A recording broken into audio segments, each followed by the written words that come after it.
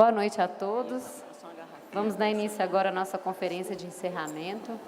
Depois dessa belíssima homenagem, né? Eu fico muito feliz com o que foi apresentado aqui.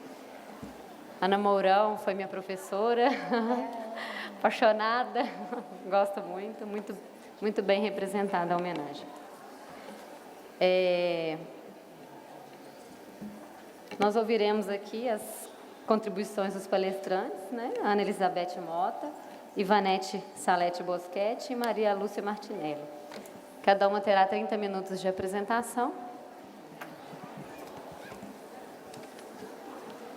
Vamos iniciar, então, com a Ana Elizabeth, assistente social, mestre em Serviço Social pela Universidade Federal de Pernambuco, doutora em Serviço Social pela PUC São Paulo, realizou pós-doutorado na Universidade Federal do Rio de Janeiro, é professora titular do Departamento de Serviço Social da Universidade Federal de Pernambuco, desenvolve atividades de ensino, pesquisa e extensão, além de orientações de trabalhos de conclusão de curso em nível de graduação, mestrado e doutorado, é membro da Associação Científica Internacional, ex-presidente da Associação Latino-Americana de Ensino e Pesquisa em Serviço Social e da Associação Brasileira de Ensino e Pesquisa em Serviço Social. Possui livros publicados na área de serviço social, tanto individuais como em coautoria, além de experiência profissional. A área temática sobre a qual vem desenvolvendo seus estudos e pesquisas é trabalho e serviço social, tendo como sub-áreas do conhecimento trabalho e proteção social, trabalho e formação profissional, capitalismo contemporâneo e mundo do trabalho. Passa a palavra, então. Podemos iniciar? Aí a gente vai revezando antes de apresentar os currículos. Bom, boa noite a todos e a todas. Eu quero agradecer imensamente ao Conselho Regional de Minas Gerais, 6ª Região, e também a todos vocês aqui que esperaram até esse momento, depois dessa belíssima e cheia de emoção, comemoração, manifestação, esses depoimentos que não mexeram só com vocês, né? A mim mexeu profundamente, né? Eu estou com as ideias um tanto desordenadas. Bom, eu queria dizer da importância desse evento aqui, e brinquei há pouco tempo com o presidente do Conselho, dizendo que o convite que me foi feito foi em janeiro, numa determinada conjuntura. Quando ele me falou do tema, eu tinha recém-escrito um artigo sobre o assunto e, de imediato, achei que poderia dar uma colaboração. No entanto, não me avisaram, mas a conjuntura brasileira virou de cabeça para baixo. E aquele tema, aquela fala organizada, arrumada, sobre o cotidiano da experiência profissional, ficou um tanto fora do lugar, talvez, nesse momento. Então, eu vou pedir desculpas a vocês por estar mexida, pedir desculpas a vocês pelo fato de nem sempre conseguir vincular esse cotidiano com tudo que a gente está vendo nessa conjuntura. Então, talvez a minha fala seja muito mais de agitação e propaganda do que propriamente uma fala de encerramento de um evento do serviço social. Então, vocês vão ter um pouco de paciência comigo. Eu começaria dizendo do desafio que é realizar esse evento nessa conjuntura difícil, tensa e que exige de nós muita capacidade de reflexão e definição de estratégias, assegurando unidade na esquerda, onde nos colocamos. No momento em que a ofensiva conservadora e reacionária, fartamente aventada e anunciada por nós todos do serviço social, golpeia os avanços políticos da sociedade brasileira como uma expressão particular de um projeto mundial em que a crise do capital determina fenomenais retrocessos econômicos, políticos, sociais e culturais. Digo eu, com muita indignação, que, no caso brasileiro, a burguesia reatualiza, com novos contornos e personagens, um movimento que, nos anos 90, eu designei como a formação de uma cultura da crise constitutiva de uma hegemonia conservadora, de direito e reacionária no Brasil, formada pela burguesia brasileira. Hoje, eu insiro novos contornos a essa questão, porque o que eu pensei há 21 anos, e não foi nenhum exercício de previsão ou de futurologia, foi apenas de identificação de tendências, através de outras mediações, com outros sujeitos, ainda me permitem falar da existência de uma crise orgânica que requer tratar a crise capitalista e a crise mundial em relação às mudanças no mundo do trabalho, em relação à contra-reforma, à reforma do Estado, em relação ao desmonte, à investida, à ofensiva sobre a organização política das classes trabalhadoras. O que dá unidade a este processo é a negação de um projeto popular e democrático que fortaleça e assegure qualquer conquista no campo da emancipação política da população e, particularmente, dos trabalhadores brasileiros. O que está em jogo, nesse momento, são os direitos arduamente conquistados. O velho não morreu e o novo não nasceu. Isso diria Gramsci. Ou, numa concepção marxiana, estaríamos observando traços daquilo que Marx tratou no 18 Brumário, de Luiz Bonaparte. A hipótese do conservadorismo moderno, que aventamos, que levantamos, que discutimos nos últimos CBAs, nos últimos EMPEs, em todos os eventos da categoria, tomam forma sobre a direita mostrando a sua cara, tomam forma no antimarxismo, tomam forma no anticomunismo, tomam forma, inclusive, num movimento que transforma jovens em reacionários. É preciso estar muito atento a esse movimento, porque não é um momento particular do Brasil. O Brasil é uma expressão singular deste movimento geral. Se nós observarmos, por exemplo, o que está acontecendo com os governos de centro-esquerda latino-americanos. Então, nós estamos, na verdade, frente a uma realidade que tem elementos novos, mas que reproduz o velho no sentido da manutenção da ordem capitalista. É voltada para esta realidade, por certo, e como podemos ver aqui nessa mesa, e eu não estava aqui nos outros dias, mas certamente abordada por todas as mesas e todas as intervenções que foram feitas nesse seminário, que eu aqui, nesse espaço de 30 minutos, pretendo fazer algumas considerações, né, com a pretensão de pensar, diante dessa conjuntura, como fortalecermos e como assegurarmos o projeto ético-político profissional do serviço social brasileiro. De fato, os 80 anos do serviço social serão coroados com muitos desafios, mas também serão coroados com a firmeza dos nossos princípios. Pode ser que precisemos flexibilizar algumas estratégias, mas a firmeza dos nossos princípios presentes no nosso projeto ético-político profissional, estes são, de certa forma, eu diria, uma salvaguarda dessa categoria profissional. Eu não tenho dúvida de que já fomos colocados em xeque quando negamos a possibilidade da profissão instrumentalizar, por exemplo, o governo petista. Também já enfrentamos outras provações quando precisamos reafirmar que o projeto ético-político não estava em crise.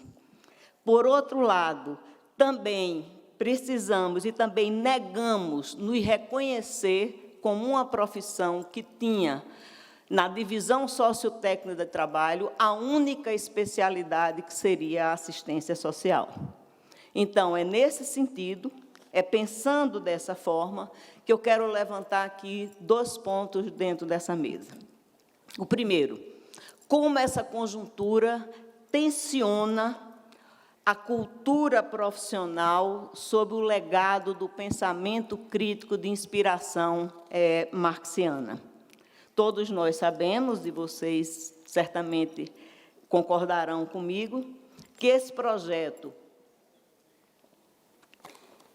iniciado nos anos 70 do século passado, tem um peso fundamental na direção social estratégica dessa profissão, terminologia utilizada pelo professor Zé Paulo Neto.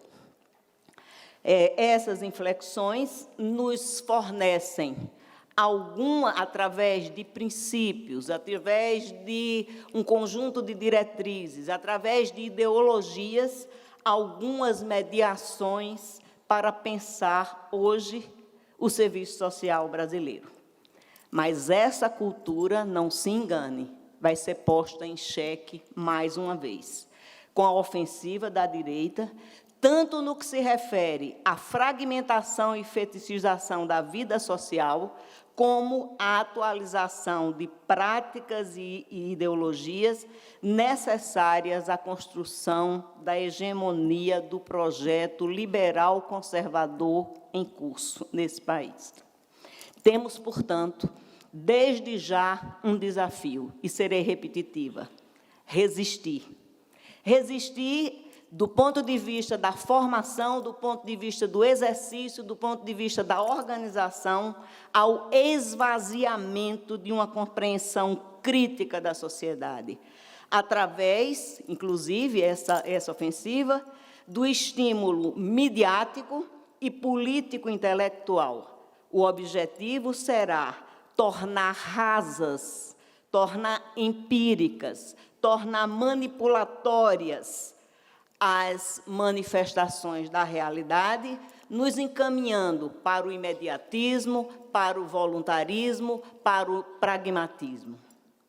A profissão será instada, sem dúvida, a redefinir suas estratégias de ação para enfrentar problemáticas emergentes, seja no exercício, seja na formação, seja no âmbito da regulação da profissão, no âmbito da produção do conhecimento e mesmo no plano macro-social, na sua articulação com movimentos e lutas sociais.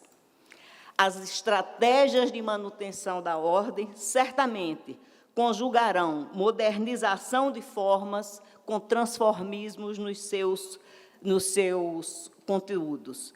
E, ao que tudo indica, em nome de uma culpabilização moral, de uma herança maldita, que não separa a luta por um projeto democrático popular da realização de um governo que promoveu alguns equívocos, mas também fez algumas iniciativas importantes no campo dos direitos, fazendo com que tenhamos, pelo menos, 2 possibilidades. E essas 2 possibilidades temos que colocar no nosso campo ético, na única ética que eu acredito, a das escolhas, a ética das opções. Neste momento, seremos empurrados para transformar o serviço social numa mera atividade técnica.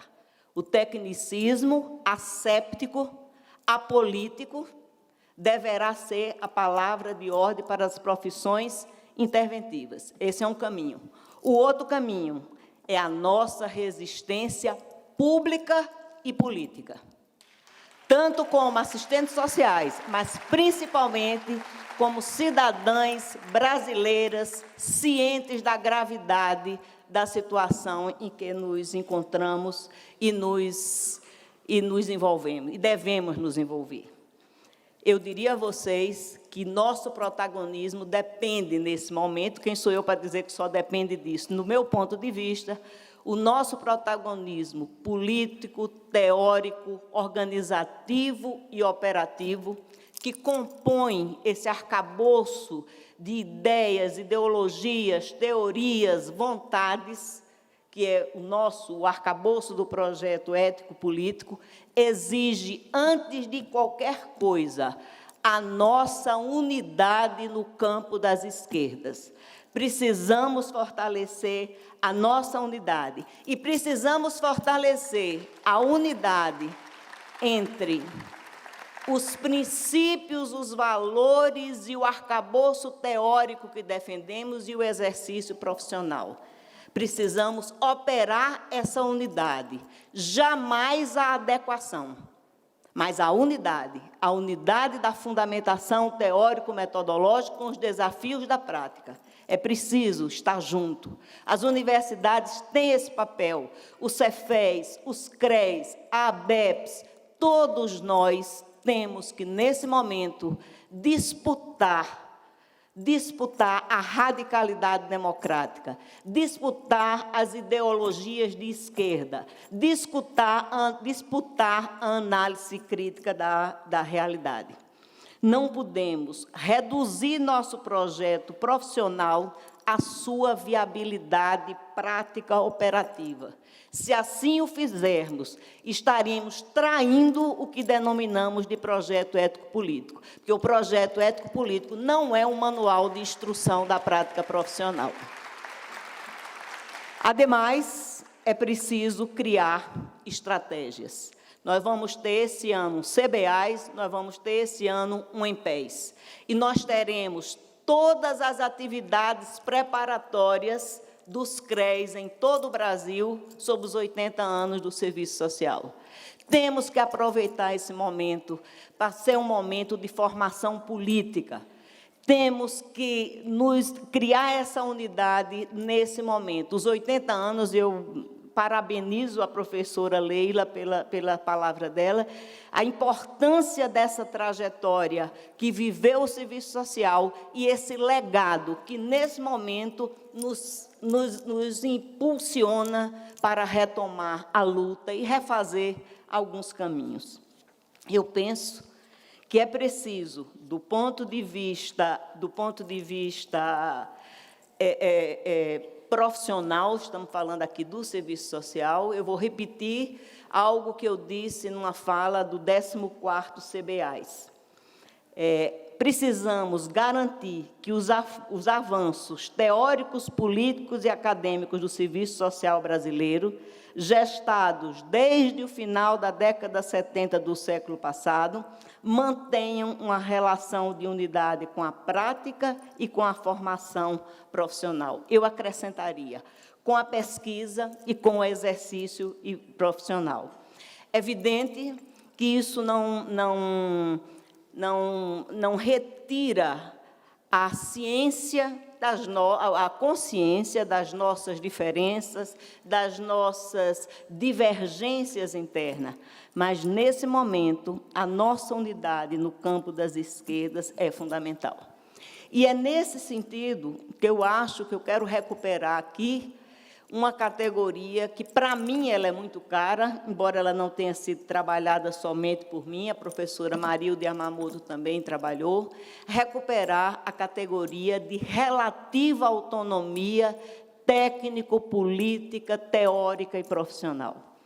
Nós temos um volume denso, rico de bibliografia, de literatura, em que o lugar do serviço social é identificado, inclusive de acordo com os aportes teóricos marxianos, no âmbito da divisão social e técnica do trabalho. Mas o lugar que a sociedade e as relações sociais determina para o serviço social não retira dos assistentes sociais a capacidade de ter uma relativa autonomia. E essa relativa autonomia não pode se restringir a análise da questão da subalternidade do trabalhador assistente social. Eu quero aqui recuperar, relembrar a mediação, que nem sempre está no nosso horizonte, a mediação da consciência individual e coletiva do sujeito profissional. É preciso que recuperemos, que tenhamos a capacidade de entender que a profissão não é dos outros. Quem formula o Cefes, as universidades, os organismos, a ABEPS, que nos dão instrumentos, que nos dão elementos para trabalharmos criticamente essa profissão, requer também a nossa consciência individual, a nossa consciência social e a nossa consciência coletiva. Esse momento de resistência, ele é profissional, mas ele é também do cidadão ou da cidadã assistente social.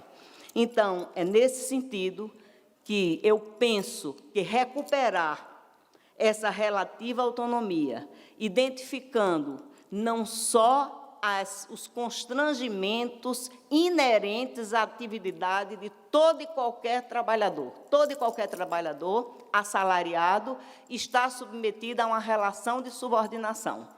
Mas nós, na condição de trabalhadores intelectuais, e todo e qualquer trabalhador, inclusive o trabalhador manual, também reelabora a sua consciência, também reelabora o seu ponto de vista, também reelabora a negação da ordem para fazer a defesa do novo. E é nesse novo que nós devemos, que nós podemos apostar e acreditar. É claro que as ameaças são muito grandes. No momento de recessão, no momento de perda de postos de trabalho, no momento de redução salarial, no momento de ameaça à perda de direitos trabalhistas, de seguridade, de mobilidade, enfim, o conjunto dos direitos sociais, políticos. Dentro desse contexto, é muito difícil termos a clareza de que não podemos sucumbir a transformar o nosso cotidiano em objetos de avaliação moral, em juízos sobre a nossa atuação. Porque esses juízos, quando não se tratam de análises, eles recaem sempre na constatação de que a teoria social de inspiração marxiana ou o projeto ético-político está distante da realidade. Perdemos a dimensão da dialética contraditória entre o projeto e a realidade. E, nesse sentido, as demandas cotidianas imediatas terminam por tomar conta, terminam por se apropriar das outras dimensões da prática profissional. Então, eu gostaria de ressaltar alguns aspectos que eu acho presentes na nossa intervenção profissional e que precisamos recuperá-las cotidianamente. Cotidianamente, nós temos que perguntar a nós mesmos, aos nossos colegas e no nosso planejamento de trabalho cotidiano, quais aspectos da produção e da reprodução da realidade foram ou poderiam ser tensionados pela ação do serviço social. E, para isso, para que possamos dar essa resposta com elementos da prática, com elementos teóricos, com elementos empíricos, e, inclusive, com a identificação dos obstáculos e dos desafios, devemos, eu penso, eu sugiro, eu escrevi sobre isso, que precisamos identificar quais aspectos da nossa intervenção têm uma postura anticapitalista, quais as iniciativas, quais as ações que nós implementamos que democratizam decisões, quais as conquistas e possibilidades de exercício de direitos, quais mediações pedagógicas, éticas, formativas nós implementamos no cotidiano dos nossos atendimentos, no contato com a população usuária dos serviços e das políticas com os quais trabalhamos. Eu entendo que essas questões que serão objeto de pesquisa, mas que podem ser categorias que tenham amparo no cotidiano da prática profissional, talvez elas estabeleçam uma mediação entre as explicações macrosociais e as mediações que permitem a gente perceber no atendimento, no sistema prisional, nos CRAs, nas escolas, no sistema sociojurídico, na previdência, na saúde, em qualquer campo de atuação, nós podemos perguntar que ações realizamos e essas ações estão tensionando que aspecto dessa realidade em prol da mudança, em prol de ganhos, em prol de avanços para a população com a qual nós trabalhamos cotidianamente. Para encerrar, e já está a hora muito avançada, eu penso que, se não trabalharmos uma possibilidade da unidade, o projeto da esquerda do serviço social certamente se tornará residual e de uma vanguarda. Por isso, penso que a vanguarda intelectual da profissão, como fez o CRES 6 da região, tem um enorme papel e um projeto a concretizar. Fortalecer os espaços de diálogo, fortalecer o pluralismo de ideias e, antes de mais nada, dar conta, como eu vi pelas temáticas das mesas simultâneas aqui, das temáticas emergentes que desafiam o nosso dia-a-dia profissional. Para finalizar, eu acho que neste momento, essencialmente político, temos que trabalhar em duas frentes concomitantes. A frente macrosocial, macroestrutural e a frente das nossas questões particulares. É preciso lutar pela democracia, mas por uma democracia qualificada, né? A democracia é um conceito banalizado. Temer usa, Cunha usa, o Mendoncinha de Pernambuco, do meu estado, também usa. E o que ele pensa de democracia não é a mesma coisa que eu penso.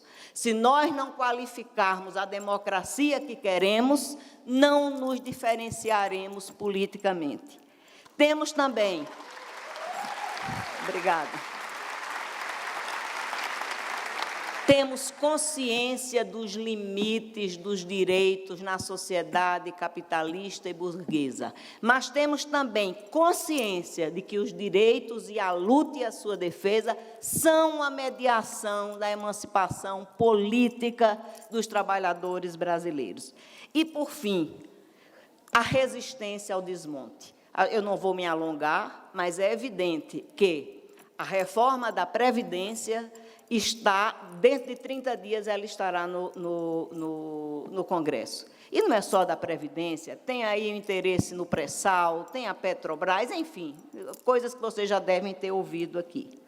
Do ponto de vista das nossas lutas específicas, eu acho que a gente não pode perder de vista a possibilidade de utilizar nossos encontros massivos para fazer a contraposição à imprensa burguesa, à Rede Globo, aos jornais da grande mídia, contra este golpe, que não é um golpe em cima apenas da presidente, é um golpe para instalar um projeto liberal no Brasil e reacionário e conservador. Obrigada, gente.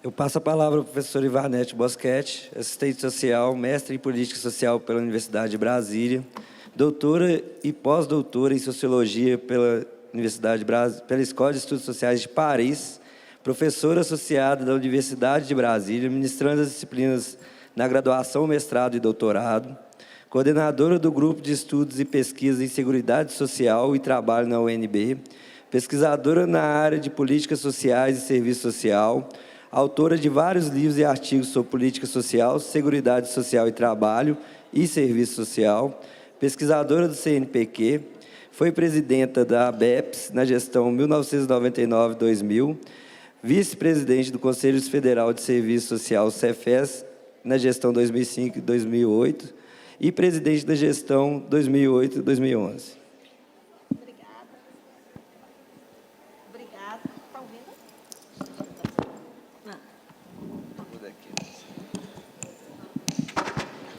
Boa noite a todas e todos. Obrigada por essa acolhida do CRES Minas Gerais na organização desse evento, a quem eu parabenizo. Não é nada fácil, nos dias de hoje, organizar um evento dessa envergadura, dessa dimensão.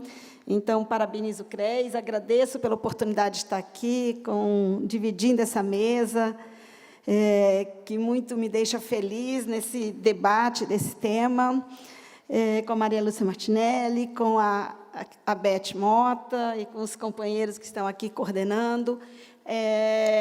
Eu acho que é muito importante esse debate, não esse debate só dessa mesa, mas o debate dos 80 anos da profissão, como uma profissão inscrita na história, nesse momento, que é um momento, de fato, que a Ana Quiroga disse aqui na mesa antes, um momento que a deixou, está deixando de farol baixo, e eu acho que, para mim, esse momento deve nos deixar com muita raiva e muita indignação, e não de farol baixo. Essa semana eu assisti um vídeo que colocaram no Facebook, que eu fui atrás para assistir, que é a luta das mulheres pelos direitos das mulheres, e que é um vídeo que diz: mulheres de luta são mulheres com raiva.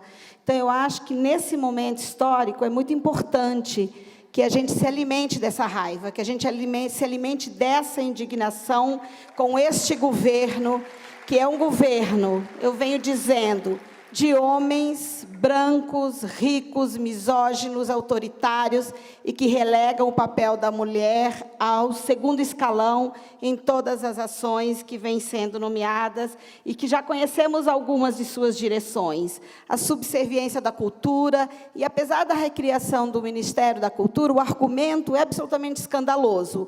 O Ministério foi recriado em função da pressão social, mas eles dizem que ele foi recriado porque ele não pesa muito no orçamento, porque, de fato, a parcela do fundo público que vai para a cultura já era muito pequena e vai continuar sendo ainda mais reduzida. Um governo que já anunciou que a sua orientação é de privatização da saúde, privatização da previdência, para fazer do direito à saúde, do direito à previdência, na verdade, uma prestação de serviço para criar novos nichos de acumulação. Um governo que já anunciou que vai relegar novamente a assistência social ao lugar da não política, ao lugar da ação orquestrada, não só por sua esposa bela, recatada e do lar, e que pretende assumir a ação social, porque está muito preocupada com os problemas do Brasil, mas também uma assistência social que, as informações que nos chegam, vai ser relegada àquilo que já foi o Comunidade Solidária, porque não nos enganemos, as pessoas que estão sendo nomeadas para a política de assistência social são aquelas que são quadro intelectual do PSDB e do Democratas, são aquelas que, na história da assistência social, sempre colocaram a assistência social no lugar da filantropia, da benemerência, no lugar das organizações não governamentais e não no lugar da política pública. E, mais do que isso, orientam a política de assistência social fazendo uma crítica insana e infundamentada a todos aqueles que têm no projeto ético-político, na orientação da tradição marxiana, a orientação da sua intervenção profissional. Então, nós vamos nos deparar não só com essas medidas, mas também com os direitos humanos sendo relegados à questão de polícia, e não mais à questão de direito, porque quando os direitos humanos vão para a área da justiça, serão vinculados ao Ministério, já estão vinculados ao Ministério da Justiça, é a ordem, aquela ordem e progresso estabelecida no programa do governo usurpador do poder, que é a ordem e progresso. O progresso pela privatização do Estado e a ordem pela repressão e a criminalização aos movimentos sociais e a todas as lutas de resistência e de defesa dos direitos. Temos, portanto, uma conjuntura que nos demanda profundamente um posicionamento crítico na compreensão do que vem sendo constituído como realidade social nesse momento, mas um posicionamento de resistência e de luta, não só para a perda dos direitos, mas também pela sua ampliação. Por isso, eu acho que discutir hoje o serviço social na perspectiva de uma profissão historicamente construída por muitas gerações, e que nos últimos 30 anos incorpora um projeto ético-político fundado, sim, no pensamento da tradição marxista, e que tem, na perspectiva da totalidade, da contradição e da mediação, elementos fundantes na sua perspectiva de luta pela emancipação política, pela garantia dos direitos, mas, sobretudo, de luta pela construção de uma sociedade não mercantil, uma sociedade que não mercantilize e não explore a vida, a classe trabalhadora e não privatize os serviços.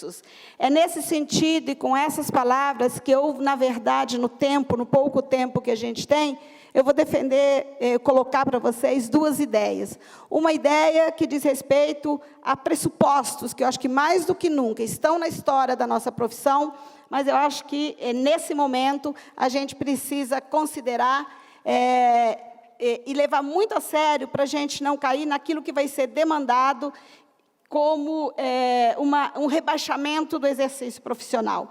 E uma segunda ideia é apresentar alguns dilemas, e, na verdade, eu vou apresentar 3 dilemas, e como eu acho que nós devemos nos preparar para enfrentar esses dilemas. Dilemas que não são recentes, que são históricos da nossa profissão, mas que eu acho que, nesse momento de ofensiva capitalista, nos colocam desafios, novos desafios, e desafios de muito mais resistência do que nós já vimos construindo até aqui. Então, em relação à primeira ideia, dos pressupostos que nós devemos considerar ao comemorar os 80 anos de profissão, mas, sobretudo, pensar como vamos construir os próximos 80 anos, é ter clareza que a profissão, embora, né, o cartaz de Cibele, o cartaz do Cefés, coloque as pioneiras e a imagem da luta pelas 30 horas em 2010, mostrando, de fato, como nós avançamos na luta, é importante que nós tenhamos clareza que a origem da profissão, que o surgimento da profissão, seja no mundo, seja no Brasil, não é fruto de iniciativa nenhum grupo de mulheres que se constituíram, se organizaram para fazer ações de boa vontade, porque senão a gente vai justamente reeditar esse pensamento conservador agora, que vai relegar as ações sociais, de fato, às figuras femininas que acham que são de boa vontade. Por isso, a profissão é uma profissão inscrita na história, é uma profissão inscrita na realidade concreta. Portanto, não podemos negar que o surgimento e o desenvolvimento da profissão, ela se dá, ela acontece, ela é determinada pelas relações capitalistas. Ou seja, nós somos uma profissão que surge no âmbito da sociabilidade capitalista e que surge na confluência da constituição das políticas sociais para dar respostas às expressões da questão social. Não somos fruto de nenhuma intencionalidade da boa vontade, mas somos frutos da sociabilidade capitalista que nos forjou para que nós tivéssemos, no início e na nossa origem, um papel de integração da classe trabalhadora à ordem capitalista. Mais do que nunca, o serviço social vai ser chamado novamente a ter esse papel.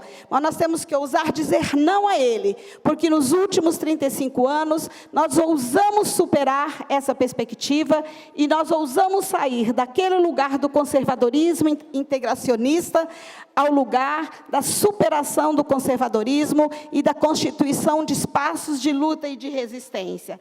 Portanto, a história desses 80 anos da profissão, eles devem servir, as nossas comemorações devem servir para a gente entender que a nossa profissão é indissociável de alguns processos que constituem a sociabilidade capitalista. Processos esses que nos colocam não só dilemas, mas desafios para os quais nós temos que nos constituir para responder de forma organizada e com uma direção clara dos princípios e valores do nosso projeto ético-político. O primeiro processo é que a gente não pode desconsiderar o sentido do trabalho assalariado, que é subsumido ao capital e que, sem a exploração da força de trabalho, não se gera valor. Portanto, o trabalho assalariado, ele é fundamental na constituição do valor, e nós, assistentes sociais, como trabalhadores e trabalhadoras assalariados, não só participamos desse processo, mas também trabalhamos, atuamos cotidianamente com a classe trabalhadora que sofre os maiores processos de exploração e expoliação dos seus direitos. Um segundo processo é o processo de pauperização da classe trabalhadora. Não só da classe trabalhadora, mas de modo ainda mais agudo daqueles que estão sem trabalho. Esse processo de pauperização, ele não só nos atinge também como classe trabalhadora, mas agudiza as demandas e ao barbarizar as condições de vida da classe trabalhadora, coloca novas demandas e amplia as demandas para o trabalho dos assistentes sociais, que trabalham cotidianamente com as demandas dessa classe trabalhadora explorada, expoliada, e que busca o serviço social para aceder aos direitos de saúde, de educação, de trabalho, de moradia, na garantia de direitos com os quais nós trabalhamos cotidianamente. E um terceiro processo, que é o processo da luta de classes. A sociabilidade capitalista, ela não se institui apenas pela exploração, ela se institui também pela luta da classe trabalhadora contra os processos de exploração.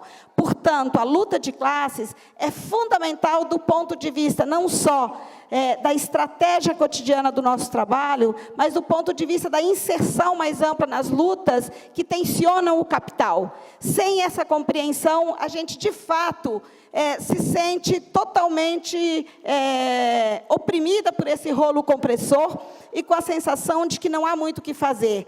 A história é uma hemorragia de sentidos, e por ser uma hemorragia de sentidos, ela é construída com determinações que a estruturam, mas ela é constituída pela ação de homens e mulheres que são sujeitos na história e que, portanto, participam dos processos de lutas sociais para impor limites ao capital e para defender direitos que são direitos fundamentais para a garantia das condições de vida. Não são direitos que vão nos fazer superar a ordem capitalista, e sabemos disso, a Beth até já terminou a fala dela dizendo isso, mas são direitos fundamentais para tensionar a ordem do capital e colocar na pauta do dia a luta de classes, a luta pela garantia dos direitos da classe trabalhadora.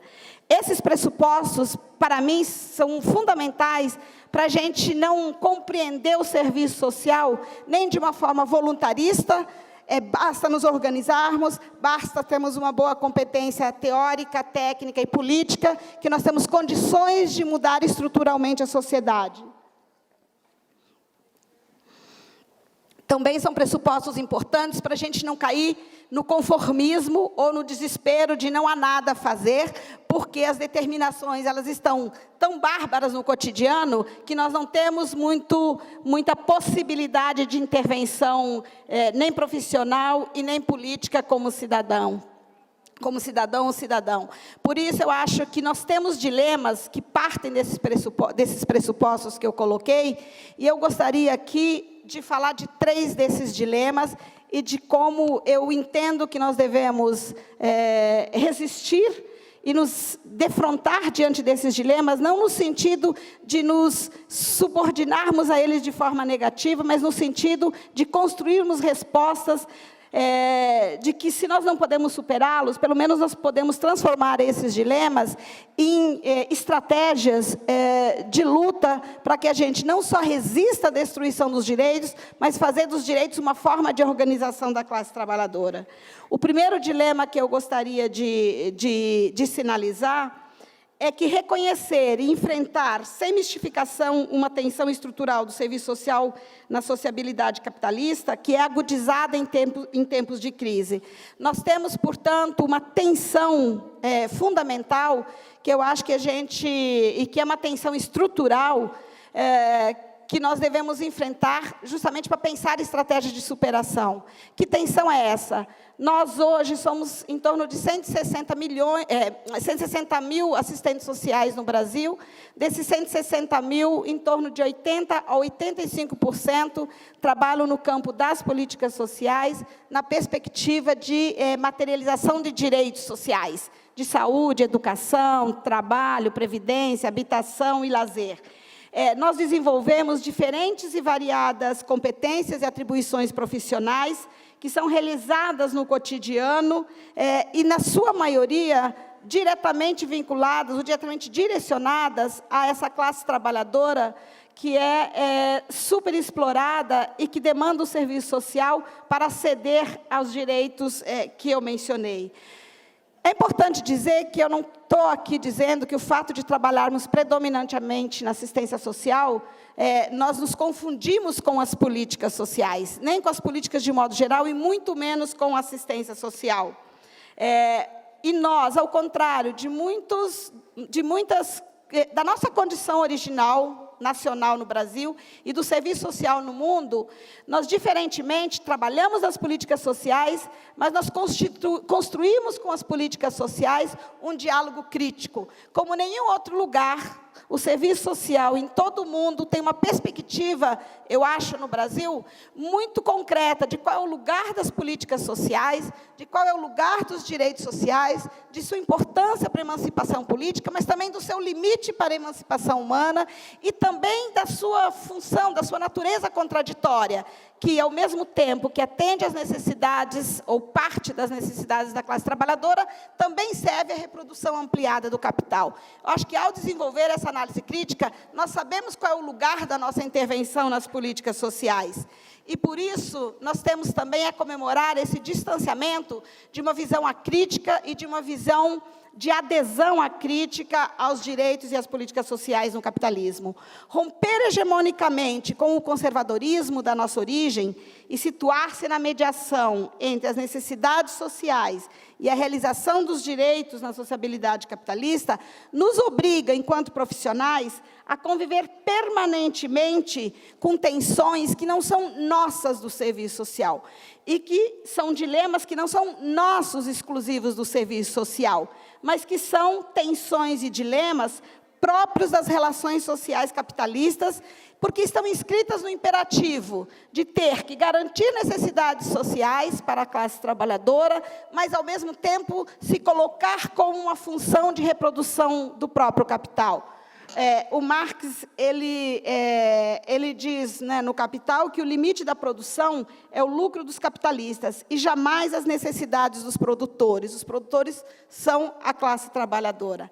Essa contradição perene entre o atendimento às necessidades e a produção e a reprodução do capital, ela é imanente da sociabilidade capitalista, mas nós, profissionais, que nos colocamos, que atuamos direta e cotidianamente no atendimento às necessidades sociais, pela materialização dos direitos, nós convivemos com esse antagonismo entre capital e trabalho, e isso nos coloca no fio da navalha entre os antagonismos de classe e as lutas entre o capital e o trabalho. Se, por um lado, isso é uma tensão que não se resolve no âmbito da nossa profissão, por outro lado, esse dilema nos coloca no sentido das escolhas éticas, políticas e coletivas. E o nosso projeto ético-político ele já fez a sua escolha nos últimos 30 anos. Uma escolha de nos colocar nesse fio da navalha, no lado da classe trabalhadora. Não só enquanto classe trabalhadora, que também somos, mas na defesa dos direitos da classe trabalhadora. Por isso, essa tensão ela se agudiza em tempos de crise, porque em tempos de crise o capital vai sempre buscar criar novos nichos de acumulação e de superlucros. E os primeiros lugares onde essa busca vai se dar é nos direitos sociais e nas políticas sociais. Por isso a privatização da Previdência, por isso a privatização da saúde, por isso a privatização da habitação, do lazer, ou seja, de todas as formas que vão perdendo a capacidade de atender às necessidades sociais e vão se transformando em serviços e mercadorias que devem ser compradas no âmbito do mercado e das relações mercantis. E isso nos leva a um segundo dilema, que é o dilema de nos deparar cotidianamente com a agudização das demandas no contexto de retração, em contexto de retração das condições objetivas para assegurar as respostas compatíveis com valores e princípios do nosso projeto ético-político. O que eu estou aqui afirmando? Que, ao mesmo tempo em que se agudizam as demandas que chegam ao serviço social, nós nos deparamos cada vez mais com a retração das condições objetivas de atender essas demandas e as necessidades sociais. E isso nos coloca um dilema.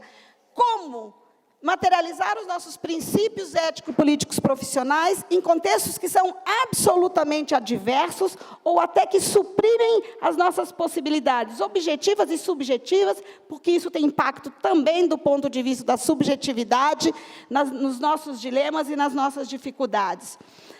O nosso projeto ético-político, ele se sustenta em valores, em princípios como a liberdade, a igualdade substantiva, a socialização da riqueza, a justiça social.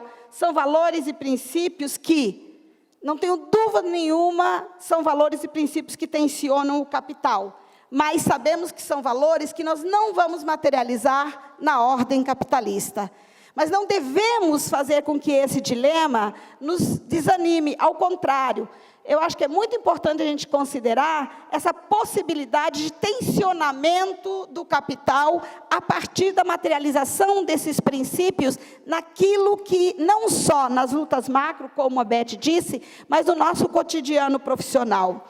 Por isso, o nosso compromisso com os direitos, com as políticas sociais ou com a sua universalização, são fundamentais na luta pela redução da desigualdade, embora a gente saiba que nós não vamos superar a desigualdade com a cidadania burguesa, ou com a cidadania que, no capitalismo, no máximo, ela consegue materializar a emancipação política, que o Marx já dizia, é um progresso, é fundamental, mas não mas é a única forma de emancipação possível no capitalismo, porque a emancipação humana pressupõe uma outra ordem societária que não é o capitalismo, mas é uma sociedade, de fato, não mercantilizada e, sem medo de dizer, uma sociedade comunista.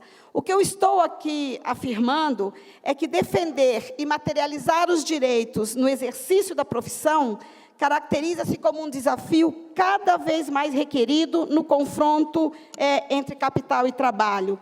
E um desafio muito mais requerido diante da exasperação das expressões da questão social, mas também se constitui como um dos nossos maiores desafios, porque, em contexto de crise, são estes que são os primeiros a sofrer os ataques do capital.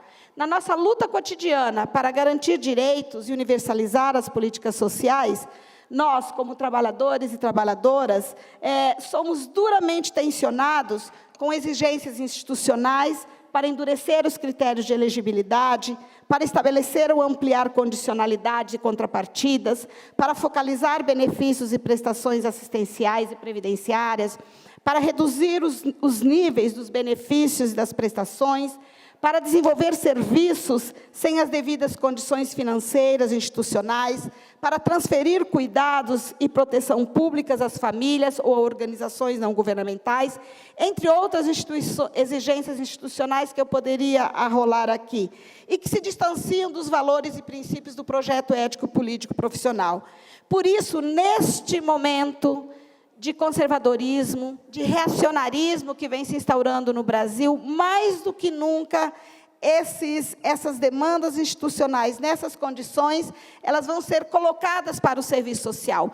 E, mais do que nunca, nós teremos que estar muito, muito atentos aos valores e princípios dos projetos e do que nós queremos dar como direção às políticas sociais e aos direitos sociais. Porque, senão, nós corremos o risco de subtrair os nossos valores e princípios à subordinação dessas exigências.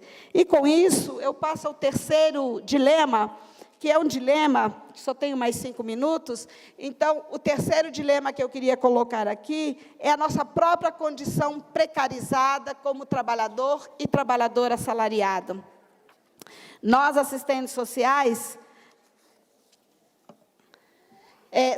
inseridos, né, na divisão sociotécnica do trabalho, nós vivenciamos as mesmas injunções das relações precarizadas, com baixos salários, que atinge a maioria da classe trabalhadora.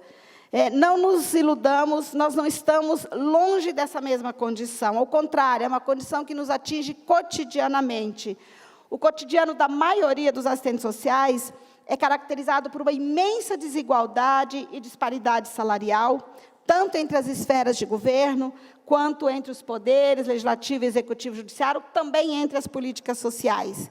Essa disparidade ela não é marcada só por baixos salários, mas os baixos salários obrigam os trabalhadores a buscar duplo ou triplo jornada de trabalho.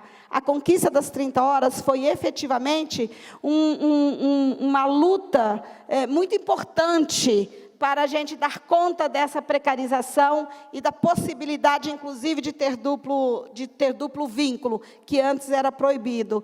Mas, por outro lado, isso também coloca uma agudização da condição de trabalho e também da própria precarização, porque o duplo, o triplo vínculo de trabalho faz com que nós tenhamos que trabalhar muito mais, inclusive em condições que não asseguram nem aquelas condições técnicas e éticas que estão na Resolução 493 do Cefes, como espaço próprio para garantir o sigilo profissional, com condições para armazenar documentos sigilosos, com condições de recursos materiais e financeiros para exercitar o trabalho cotidiano.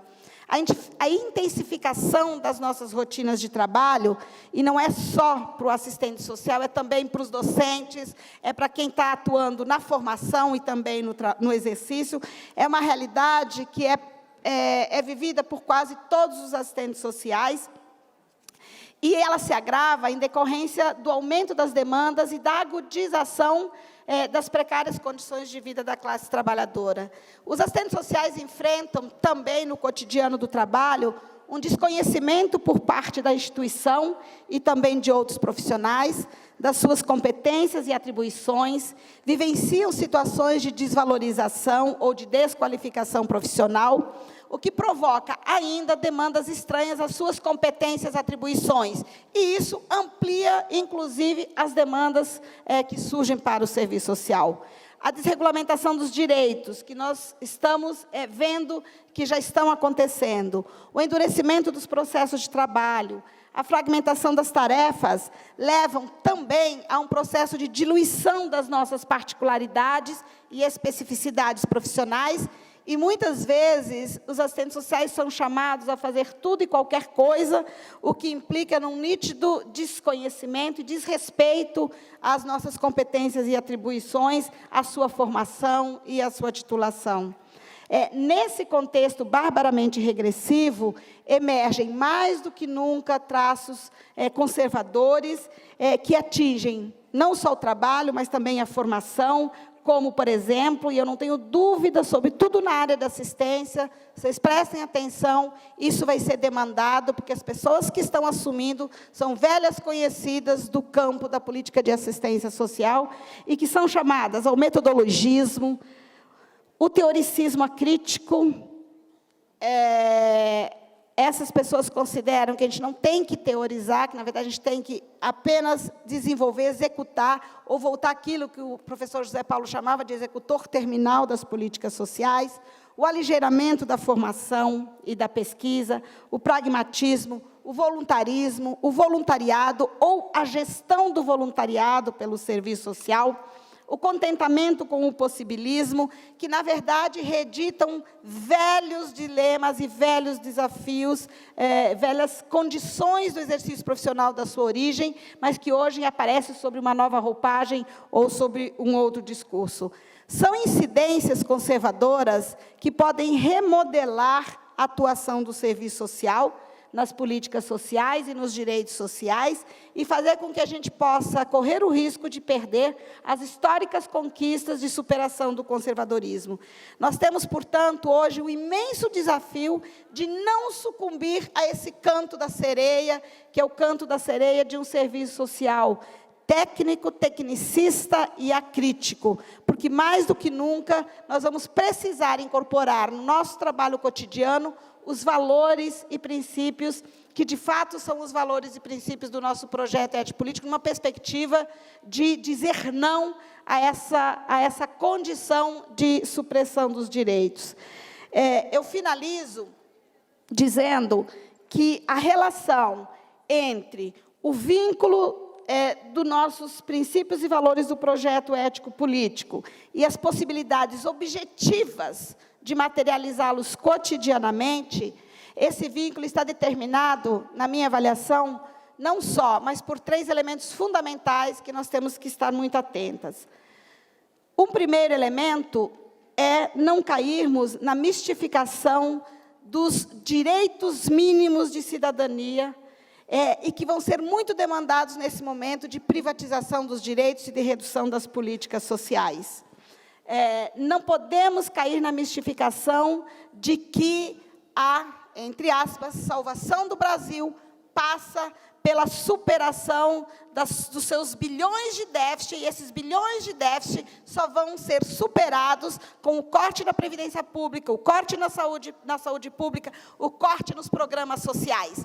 Existem muitas formas de se ampliar o orçamento, e a gente poderia começar pela taxação das grandes fortunas, a gente poderia começar pela supressão da desvinculação pela supressão da DRU no âmbito da Seguridade Social, a gente poderia começar suprimindo as isenções fiscais para as empresas, a gente poderia começar suprimindo as isenções para as instituições religiosas de um modo geral. Enfim, existe uma série de medidas que podem, que deveriam ser tomadas para enfrentar, de fato, esse déficit, se é que ele existe, e uma das principais poderia ser parar de pagar os juros da dívida pública, que, na verdade, faz com que as instituições financeiras sejam hoje os principais setores lucrativos nesse país. Uma segunda determinação desse vínculo é a nossa disposição política, teórica, ideológica de participar ativamente das lutas em defesa dos direitos da classe trabalhadora, portanto, dos nossos direitos, e de nos colocar contra todas as formas de exploração econômica e social e todas as formas de opressão de gênero, raça, etnia, orientação sexual, o que significa superar qualquer forma de preconceito e, de fato, sair dos muros das instituições e ir para as ruas, lutar coletivamente. E uma terceira determinação, uma terceira determinação é a identificação das condições objetivas e subjetivas que são determinantes das relações sociais em cada contexto histórico e sermos capazes de construir estratégias para explorar as contradições dessas relações objetivas e subjetivas de modo intransigente para nos colocar sem nenhuma concessão a essa ofensiva capitalista. Eu realmente acho que os nossos dilemas e as nossas questões, e essas eu tratei algumas aqui, elas não são apenas nossas, elas não são só da nossa profissão, e elas nunca foram diminutas, elas sempre estiveram e continuarão a estar no cerne da exploração e da luta de classe. Por isso, não tenho dúvida que os nossos dilemas e as nossas questões, elas não serão resolvidas e superadas particularmente e corporativamente. Elas estão indissociavelmente determinadas pela sociabilidade capitalista e só serão resolvidas com a superação. E eu espero que daqui a 80 anos, aqueles que estiverem aqui comemorando 160 anos da nossa profissão, possam dizer que esses que estavam aqui hoje resistiram, enfrentaram o desmonte que está sendo feito com esses direitos, com esse governo golpista, e que nós conseguimos não só preservar esses direitos, mas ampliá-los e, quem sabe, estar já sendo analisadas essas condições hoje, mas numa nova ordem social não capitalista. Obrigada.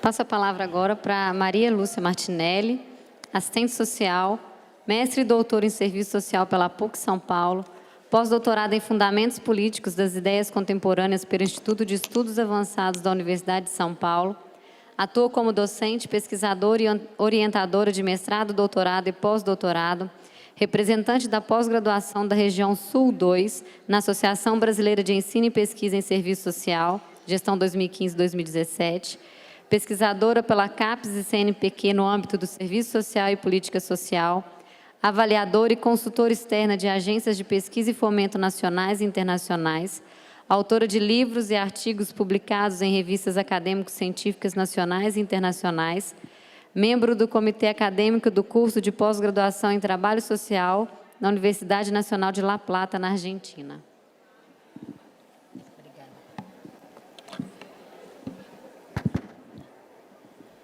Bom, primeiro quero dizer parabéns a nós que ficamos aqui até agora e que fomos brindados com 2 palestras maravilhosas, além da mesa anterior que precedeu a nossa, e que nos puseram muito próximos da reflexão que eu tanto venho fazendo e me atrai muito, que é pensar em memória e história, né? Acho que nós tivemos aqui uma noite excelente. Eu quero agradecer muitíssimo ao CRES por essa iniciativa, ver o cuidado com que se organizou esse evento, o cuidado com os temas, a forma como foram tratados, e dizer que realmente, acho que fomos aqui, tivemos tanto na fala da Ana Elizabeth como da Ivanete, uma análise conjuntural da maior importância. Acho que todos nós hoje temos até que, por dever de ofício, sermos realmente atentos leitores da realidade. Nós vivemos um momento absolutamente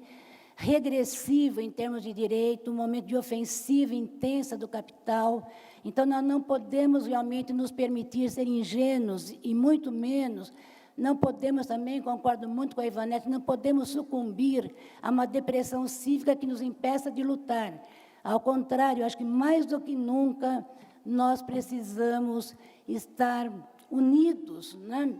Eu me lembrei, quando ela falou sobre isso, que vou muitas vezes à Argentina por dar o curso lá, e visitei praticamente todas as províncias argentinas.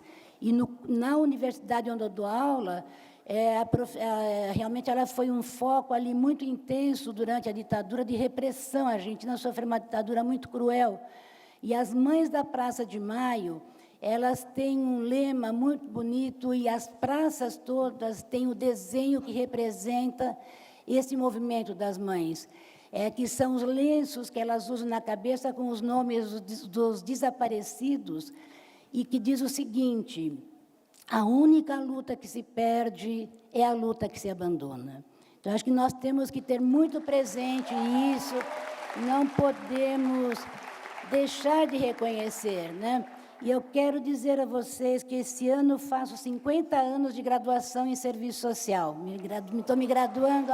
Não, obrigada. Mas, e é fundamental dizer isso, né? Acho que nós, como assistentes sociais que somos, fomos uma profissão que foi à rua lutar por direitos. Nós lutamos pela Constituição, lutamos pelos direitos que temos, lutamos pela ampliação do campo democrático, construímos um projeto ético-político realmente fundado na tradição marxista, no legado marxiano, e é um projeto que realmente tem nos dado uma direção política para as nossas ações, uma direção ética, e dizer a vocês que nós, assistentes sociais, representamos uma grande parte dos setores de esquerda nesse país. Nós somos um sujeito coletivo importantíssimo. Então, nós não podemos recusar quando convocados para ir à luta. Concordo plenamente com minhas companheiras que não é uma luta solitária. Nós não podemos ter o social no nome e o solitário no projeto. Nossas lutas têm que ser mundanas. Nós não somos como a esposa ou a mulher do interino aí, que é pura, bela, recatada. Não, nós somos mundanos, gente. Nós vamos às lutas, nós vamos à rua, nós nos constituímos, né? Nós somos profissionais que chegamos... Quero chamar a atenção de vocês que nós somos os profissionais que chegamos o mais perto possível da vida cotidiana das pessoas. Vamos às suas casas, vamos às ruas onde eles moram, vamos às suas vilas, conhecemos muito mais do que os planejadores que hoje estão sendo chamados para compor esses ministérios e alterar políticas que nós concebemos e criamos com tanta propriedade. Então, é um momento em que realmente se torna fundamental um olhar atento, um olhar crítico, um olhar propositivo, e a lembrança que Marx nos dá ainda na sua juventude, quando escreve com Engels no Manifesto do Partido Comunista. Abre o manifesto com isso. A história da sociedade é a história da luta de classes. Então, e isso nós não podemos deixar de reconhecer, que como assistentes sociais, nós somos leitores que lemos a história na sua macro-realidade, mas somos profissionais capazes de lê-la na sua materialidade, onde ela se dá. O professor José de Souza Martins nos diz o seguinte: vocês, trabalhadores sociais, nós que trabalhamos com essa população que demanda o nosso trabalho, realmente, nós trabalhamos com pessoas muito simples, como ele nos diz no seu livro, A Sociabilidade do Homem Simples. Mas ela acrescenta o seguinte: são os simples que fazem as perguntas mais complexas, que nos trazem as indagações mais profundas, que não as tiram somente dos livros, mas das suas próprias vidas. Então, acho que nós temos na mão a possibilidade de um desvendamento crítico de realidade que poucas profissões podem ter. Esta profissão é insuprimível. Não há como pensar o Brasil hoje sem um serviço social combativo, forte, presente, como temos estado até este momento. Mas vejam que interessante, nestes momentos de crise, e Marx diz isso na Miséria da Filosofia, diz isso na Crítica da Economia Política, portanto, ele diz na juventude, vai dizer depois na maturidade, quando ele nos diz o seguinte, que realmente, nos mesmos processos onde se dão essas opressões da burguesia, nós precisamos encontrar os caminhos da libertação. É nessa mesma sociedade que ela será construída. Portanto, nós temos que estar muito atentos, e ele vai nos chamar mais atenção ainda. Mais do que nunca, em momentos de crise, é preciso ser um leitor atento da história. A história esconde o segredo do presente. A história é reveladora do presente, tanto que eu acabei indo fazer pós-doutorado em História, por considerar realmente que é indispensável para nós ter esse instrumento na mão. E vejo que hoje, muito importante, vejam que interessante, nós precisamos hoje, gente, mudar até, eu diria assim, adequar as nossas leituras ao momento que vivemos hoje. Não podemos sucumbir a leituras simplistas, que venham de manuais, que venham de discursos muito competentes. Fujamos de discursos que são preparados como manuais. Nós aqui estamos fazendo um debate de alta importância para nós todos, que nós estamos procurando desvendar o que está se passando na nossa realidade. E eu quero dizer a vocês que, quando olho para ela, e aqui eu chamo outra vez a importância de olharmos para essa história, é preciso ter claro que o que está ocorrendo no Brasil hoje não é episódico nem casual, tem uma larga história, uma história de larga duração, que, na verdade, nós carregamos conosco uma herança do Brasil colônia, uma herança do Brasil escravista, gente. Não está longe de nós pensar que ainda convivemos nesta sociedade, neste ano de 2016, neste século XXI, convivemos com Casagrandes e senzalas. Convivemos com Casagrande e senzalas. Convivemos com Casagrande e senzalas, convivemos com uma oligarquia financeira. Vejam a Wall Street paulista, infelizmente, no estado onde eu vivo e moro e sou paulista. Vejam a forma como a Fiesp vem se colocando nesse momento, a forma como é uma afronta a nós todos, que nós, assistentes sociais, somos classe trabalhadora, sofremos os mesmos constrangimentos da classe. Estamos constrangidos por salário, estamos constrangidos por condições de trabalho. Tivemos um avanço importantíssimo, que nenhuma dessas... Vejam, o que nós conseguimos com a vitória das 30 horas, claro que nós sabíamos que teria uma ofensiva do capital, mas nós fomos à luta e vencemos. Mas nós temos que pensar que, além das 30 horas, nós temos que vencer jornada, nós temos que vencer também condições de salário, porque hoje a profissão está afrontada por essa política que precariza cada dia mais o nosso trabalho. Nós temos, vejam que paradoxo vivemos, temos um mercado que expande, mas expande pela via mais precarizada possível. Salários precários, condições precárias de trabalho. Dias atrás fiz uma palestra no fórum, lá em São Paulo, no Fórum Criminal, e a juíza me dizia, não, mas aqui nós preservamos o sigilo, a pessoa pode fazer o depoimento, porque é uma cortina, gente. Como que eu posso entender que alguém considere que faz sigilo porque mantém uma cortina separando do grande público, né? Então, na verdade, na análise marxista, nós lidamos com a totalidade do processo social.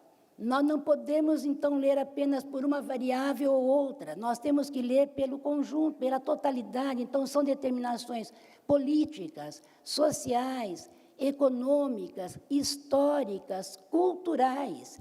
E são determinações que nos marcam tanto na materialidade do processo social, como repercutem na nossa própria subjetividade, na nossa a sociabilidade do capital. É uma sociabilidade que vem cada vez mais mercadorizando o humano, descartando vidas, desprezando pessoas com larga experiência, porque elas já não são mais úteis ao mundo do capital. É o que Marx dizia lá atrás, quando analisava a sociedade do seu tempo, em relação a esses processos, e que no Brasil são muito presentes também, e ainda hoje, como a Ana Elizabeth há pouco trouxe, que é o peso que nós temos de um desenvolvimento que é desigual e é combinado. A marca do processo de desenvolvimento brasileiro é muito forte no que se refere à desigualdade, e uma desigualdade que interessa aos donos do capital. Então, e é desigual porque fortalece essa desigualdade. O professor Martins diz que é uma desigualdade que gera um atraso, e é combinado porque é sempre pensado com relação ao exterior. Vejam só, nessas crises todas que nós estamos vivendo, gente, os grandes bancos têm lucros incríveis, nós estamos sendo penalizados. Vejam quantas vezes faz uma obra com o nosso dinheiro, uma obra pública, quando ela fica pronta, ela é privatizada. Não, e onde que foi o nosso dinheiro? Foi para o ralo? Ou seja, vejam como nós somos cidadãos que precisamos vencer, então, essa leitura simplista e ter claro que nós todos somos sujeitos políticos. Todos nós temos um papel importantíssimo se queremos construir essa sociedade nova pela qual tanto lutamos, essa sociedade igualitária. E lembrar ainda que também temos uma profissão que, felizmente, nos permite trabalhar com segmentos pouco contemplados pelas demais profissões.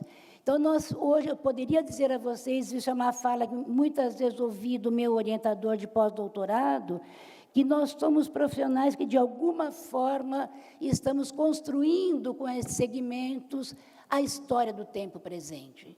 E nós não podemos permitir que a história do tempo presente seja uma história de cedermos a esse momento, seja uma história de não nos colocarmos à frente da luta. Não, nós temos que ter que apreender os processos de produção e reprodução da vida social, aprender mediações que nos permitam trabalhar com essa população, criar novas mediações, inclusive, para não sucumbirmos mais uma vez a essas que virão com essa política tão cheia de neutralidade que sabemos que virão, né?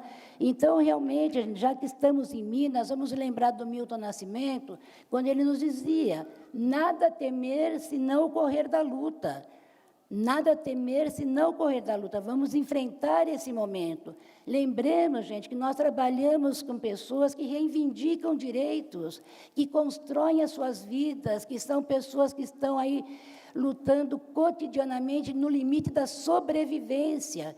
Por isso, mas eu nem sequer, eu prefiro dizer que são pessoas que vivem a vida mediada pela injustiça social. Por isso que eles estão, mas eles não aceitam esse claro escuro que a sociedade quer dar a eles. Eles lutam por direitos, eles reivindicam, eles constroem modos de vida, e nós precisamos estar atentos aos movimentos sociais organizados. Nós precisamos deles, gente. Eles são sujeitos que, junto conosco, poderão construir uma outra página da história. Nós precisamos hoje de mediações políticas e éticas, como precisamos do pão para a boca. Não dá para deixar de reconhecer a importância que tem um trabalho quando ele caminha pela via do processo democrático, quando ele caminha na consciência, da formação da consciência ética e política do ser social.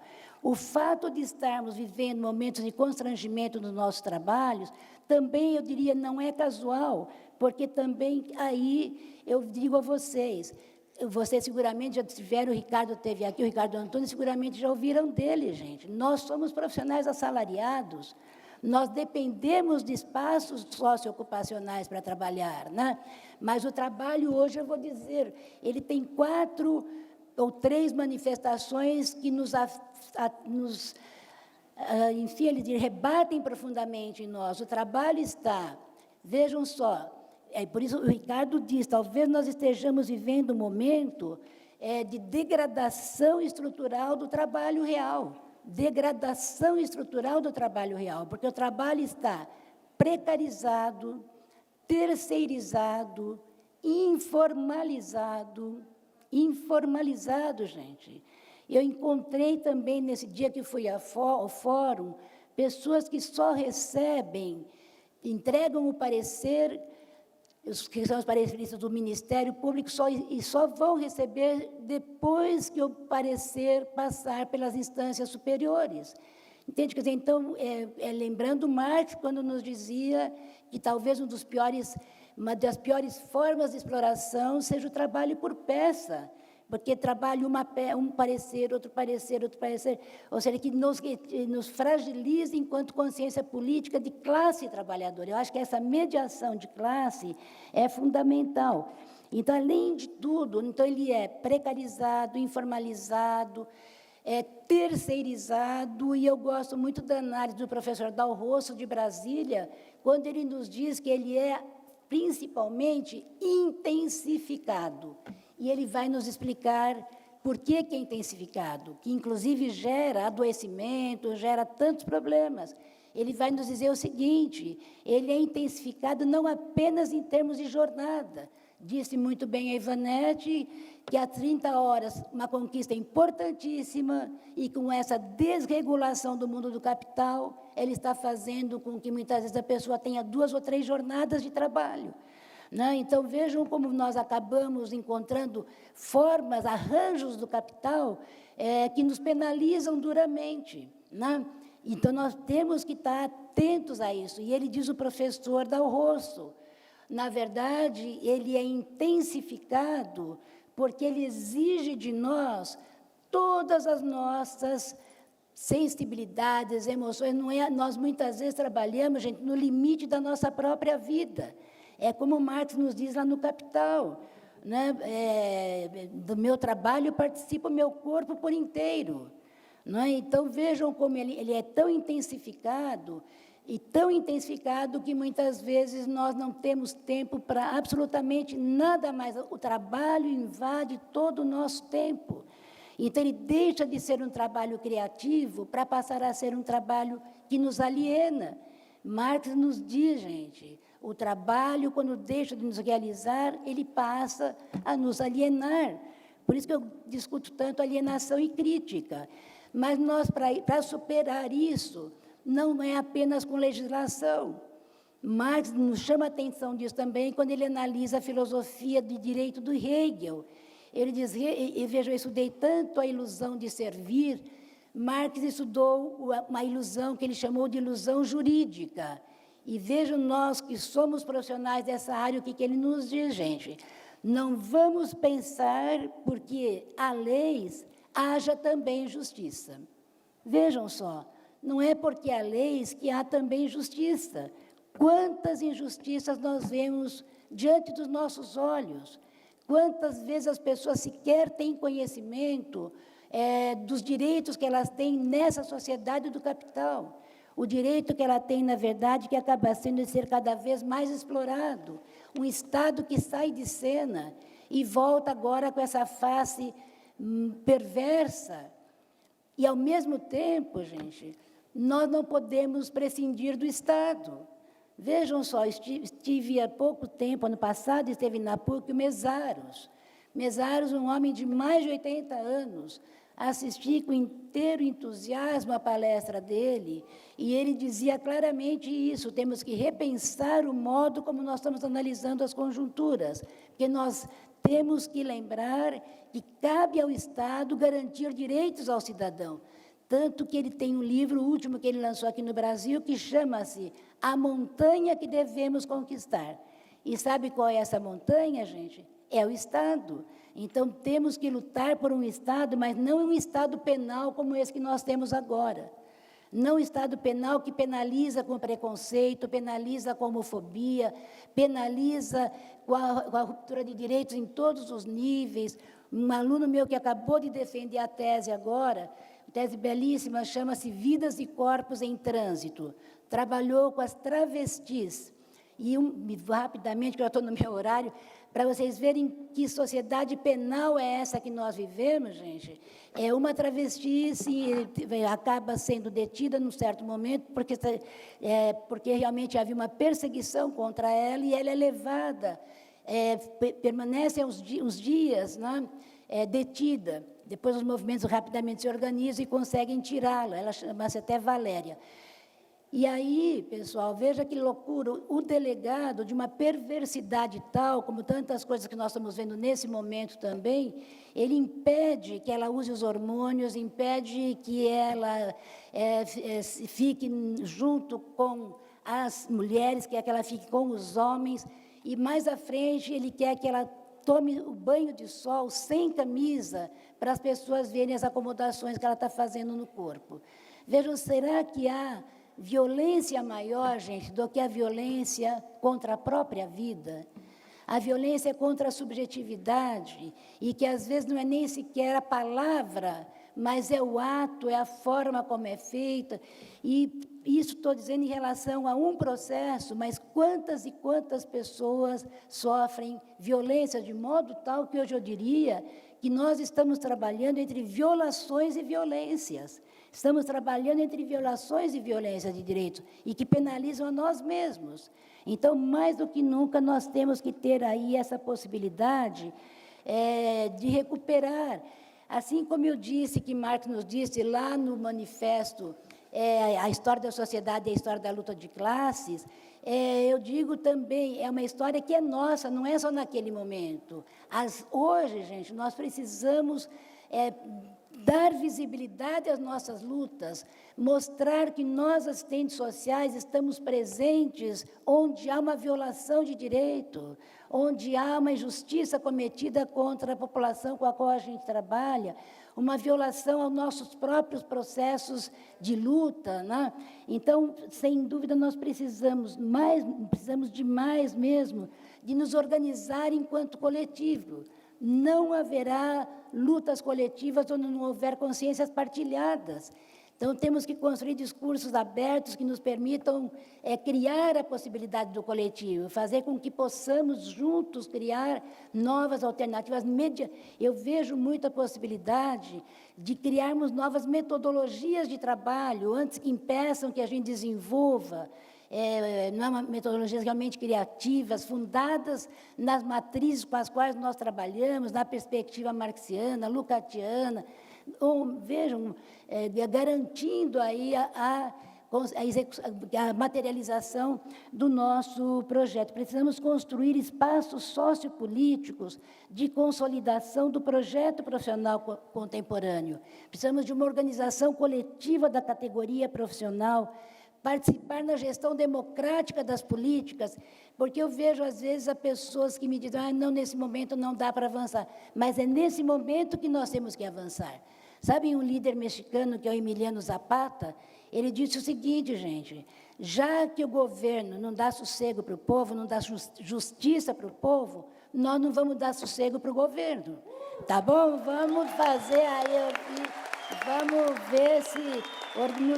Mas veja, de modo organizado, com mediações políticas bem constituídas, porque nós estamos dizendo, e volto para finalizar a passagem do Mesaros, perguntado no auditório, na PUC São Paulo, no Tuca, como que ele via, isso foi ano passado, gente, como que ele não tinha ocorrido isso que estamos vivendo hoje. Como que ele via, então, esta possibilidade da reconstrução mesmo de uma luta emancipatória, lembrando sempre que emancipação é uma sociedade livre de opressão, livre de exploração e livre de dominação. Então, temos que ter claro que falar de emancipação, a Ivonete acabou de nos dizer, é uma luta política, é luta de classes. Nosso projeto está direcionado para isso, mas não cabe, não é revolução, não é destino, é possibilidade, é construção. E não de um sujeito iluminado, mas até como cidadãos, como elas já nos disseram, nós como cidadãos também. E perguntado, o professor Mesaros levantou-se, apoiou as suas mãos na mesa e disse o seguinte, gente, quando perguntaram a ele se ele acreditava num processo libertário para a América Latina, um processo revolucionário que pudéssemos sim chegar ao patamar de uma sociedade justa, livre, que só será possível inteiramente num outro modo mesmo, né?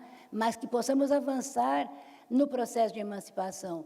Ele levantou-se, apoiou a mão na mesa e disse o seguinte, gente, I hope so, eu espero que sim. E acrescentou, me levantei porque não espero sentado que outros façam. Eu espero porque eu quero me colocar por inteiro e inteiramente nessa luta. Essa é uma luta que nos convoca a todos. Então, que como ele, gente, nós possamos sair desse encontro belíssimo que tivemos, esses dias todos que vocês tiveram, com a firme convicção de que temos, sim, uma luta pela frente. A categoria luta social nunca foi tão importante para nós e nós precisamos ter claro que estamos no momento de construir uma cultura contra-hegemônica a esse projeto liberal, conservador que vem se instaurando no Brasil. E todos nós que aqui estamos somos assistentes sociais por uma questão de identidade. Onde houver um direito violado, e como estamos tendo nesse momento, nós temos que estar presentes. Temos que estar presentes, temos que lembrar que nossos diplomas exigiram de nós, e nós ali nos comprometemos com esse processo político. Então, não vamos fugir à luta. Na Divina Comédia, Dante Alighieri tem uma passagem muito interessante, que até depois Gramsci vai retomar, dizendo o seguinte, gente, que uma das piores, que aliás Marx disse isso lá no manifesto também, que em toda a sociedade nós conheceremos revolucionários, não é?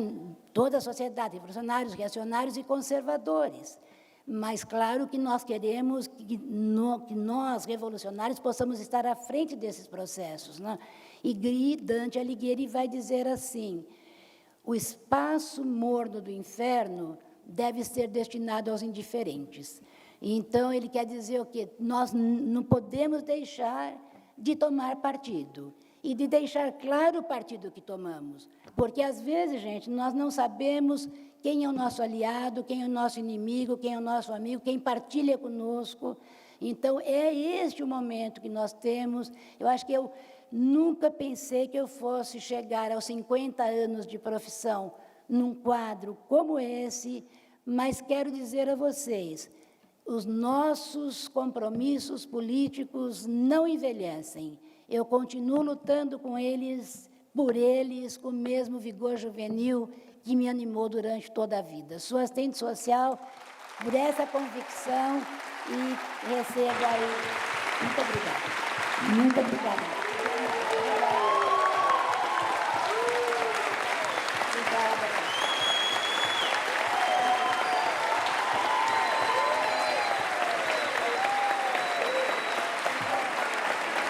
Gente, super obrigada.